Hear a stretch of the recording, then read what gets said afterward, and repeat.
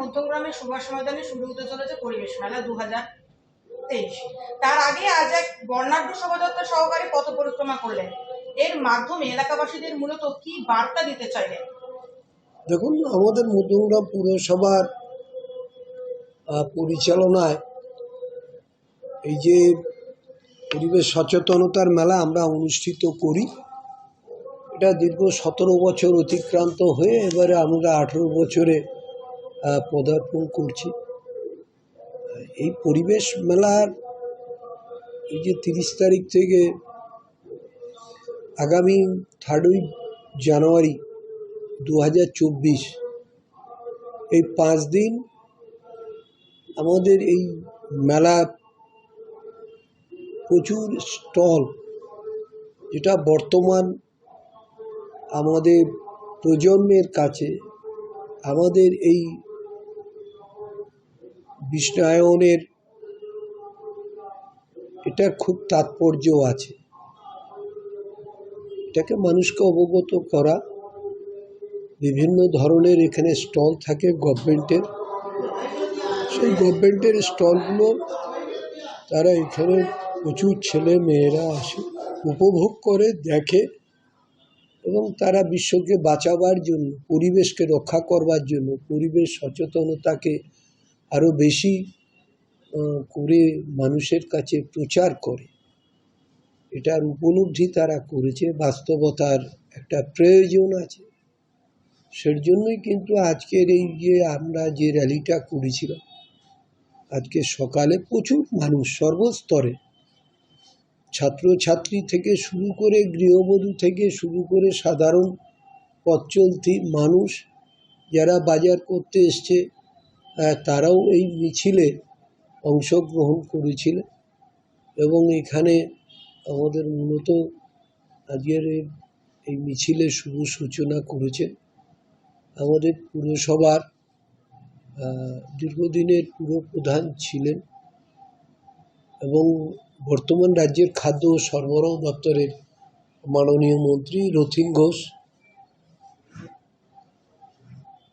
আমাদের বিভিন্ন পুরসভার বিভিন্ন ওয়ার্ডের পুর প্রতিনিধিরা এবং আমাদের পুরসভার স্টাফরা সবাই অংশগ্রহণ করেছে এই শোভাযাত্রা। এই শোভাযাত্রার মধ্য দিয়ে মধ্যমগ্রামের রাজপথে আমাদের এই মিছিলটা পরিক্রমা করে সাধারণ মানুষকে অবগত করা যে পরিবেশ রক্ষা খুব জরুরি এবং তার মেলা, সেজন্য তারা সবাই অপেক্ষায় থাকে যে এই মেলাটা মধ্যম পৌরসভার অর্গানাইজ করে। এটা সারা বাংলা তথা আমাদের জেলায় এরকম ধরনের মেলা কেউ সংগঠিত করে না বলে তারা এখানে আরও বেশি করে এটার জন্য তাকিয়ে থাকে আবার কবে হবে। এর জন্য মানুষের একটা আলাদা উদ্দীপনা, আলাদা তাদের মানে উৎসাহ, সেটা লক্ষ্য করা গেছে। তার এত বেশি মানুষের উপস্থিতি। শব্দ দূষণও কিন্তু পরিবেশের উপর ক্ষতিকর প্রভাব ফেলে এবং মধ্যমগ্রামবাসীর অনেকেরই বক্তব্য যে এই মেলাতে শব্দ দূষণ একটা বড় বিষয়। সেটা নিয়ে কি ভেবেছেন? দেখুন, শব্দ দূষণ মানুষ তো এখন অনেক কন্ট্রোল, এটা তো অস্বীকার করে যাবে না যে 2011 পশ্চিমবাংলার নতুন সরকার বাংলার মমতা বন্দ্যোপাধ্যায়ের নেতৃত্বে গঠন হওয়ার পরে দেখবেন এটা অনেক কন্ট্রোল হয়েছে। সেক্ষেত্রে দেখবেন শব্দ দূষণ আপনি বলছেন, যেটাও একটা নিয়মকানুন আছে যে 65 ডেসিবেলের উপরে কখনোই আপনি মাইক টাইক বাজাতে পারবেন না। আর এই রাস্তাঘাটে যানজট, গাড়ির হর্ন বাজে, তাও হর্নের অনেক এটা সাউন্ডটা অনেকটা কম আছে। এখানকার মানুষের মতো এই পরিবেশ মেলাতেও যে মাইক সিস্টেম বাজে, সেটাতেও অনেকটা পরিবেশের দূষণের কারণ হয়ে ওঠে এই শব্দ বা এটা মানে শব্দ নিয়ে। এটা আপনি বলছেন, আমাদের কাছে এরকম কোনো মানুষের অভিযোগ না, আমাদের কাছে এরকম অনেকেই আছেন যারা আপনারা বলবেন, আমাদের তারা সোশ্যাল মিডিয়া এটা নিয়ে প্রতিবাদও করছেন, আমরা দেখতে পাচ্ছি। এটা যখন আপনার কাছে যখন আছে, আপনারা আমাদের বলবেন, আমরা দেখে বলে দেবো। আর আমাদের মেলা তো সারা রাত্রি ধরে হয় না, 10টায় বন্ধ হয়ে যায়। আমরা জানি আবার নতুন করে মুখ্যমন্ত্রী মমতা বন্দ্যোপাধ্যায়ের উদ্যোগে ৮ম পর্যায়ে দুয়ারে সরকার চালু হয়েছে, যেখানে নতুন করে বিধবা ভাতা সহ ৩১টি পরিষেবা দেওয়া হচ্ছে। কিন্তু মধ্যমগ্রামের বহু মহিলার দাবি তারা ঠিক মতন বিধবা ভাতা পাচ্ছেন না। প্রতি বছর ১-২ মাসে টাকা হাফিস হয়ে যাচ্ছে। সামনেই বড়দিনের উৎসব, এই মাসে এটা আপনাদের আমি একটা কথা বলি, আপনার উত্তরটা পেয়েছেন ১ মাসে, এটা নিয়ে কি বলবেন? এটা আপনার বক্তব্যটাকে আমি উইথড্র করতে বলি। টাকা হাফিস মানে আপনাদের সাংবাদিকতা করেন, নিশ্চয়ই আপনারা আপনাদের অধিকার আছে। টাকা তার ব্যাংক অ্যাকাউন্টে ঢোকে, ব্যাংক অ্যাকাউন্ট থেকে সেই টাকা তোলে, অন্য কেউ তোলে না।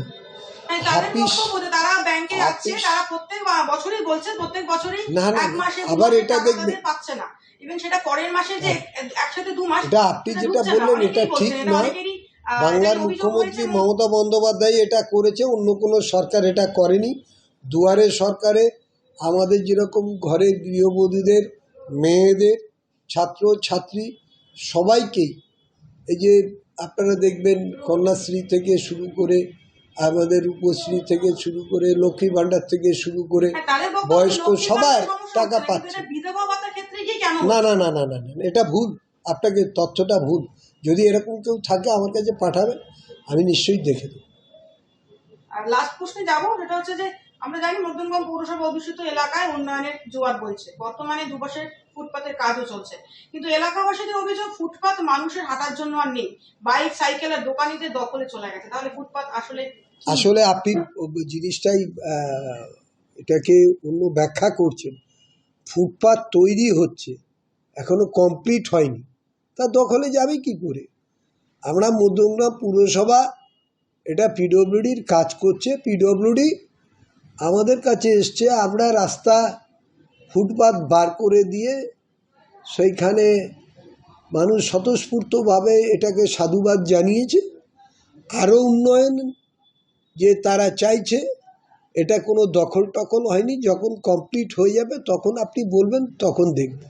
বঙ্কিমপল্লী থেকে কিন্তু শুরু করে প্রায় আপনার বসুনগর ছাড়িয়ে পুরো দুদিকেই কিন্তু দোকান, এবং আপনার আমাদের পৌরসভার সামনেও কিছু দোকান কিন্তু ফুটপাতের ওপরে এখনো পর্যন্ত রয়েছে। আপনি এটা বললাম না, আপনি এটা ঠিক বলছেন না, পৌরসভার সামনে কোনো ফুটপাত নেই, ওখানে কোনো দোকান নেই।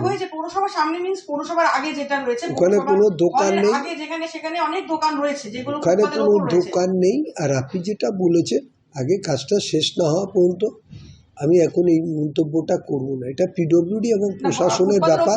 কিন্তু মানুষের থেকে বেশি সাইকেল বাইক যাচ্ছে, সেটা নিয়ে কি বলছেন? সেটা তো মানুষ তো সাইকেল বাইক তো চালাবে, রাস্তা দিয়ে তো যাবে, ফুটপাত দিয়ে যাবে না তো। ফেন্সিং থাকলে যাবে কি করে? আপনার যদি ওখানে ফেন্সিং দেওয়া থাকে, ফুটপাত দিয়ে কখনো সাইকেল যায় না, ফুটপাত দিয়ে কখন বাইকও যাচ্ছে বলা হলো, সেটা শোনা হয় না। আবার আপনি তো প্রশ্নটাই করছেন উল্টো। যেটা তৈরি হচ্ছে সেখানে বলছি না, যেখানে তৈরি হয়ে গেছে না, ওখানে ফেন্সিং লাগানো, কখনো ফেন্সিং টপকে কখনো যায় নাকি? ফেন্সিং সেখানে হয়তো লাগানো হয়নি, কিন্তু ওখানে আমি এর জন্য বলো কাজ শেষ হোক, তারপর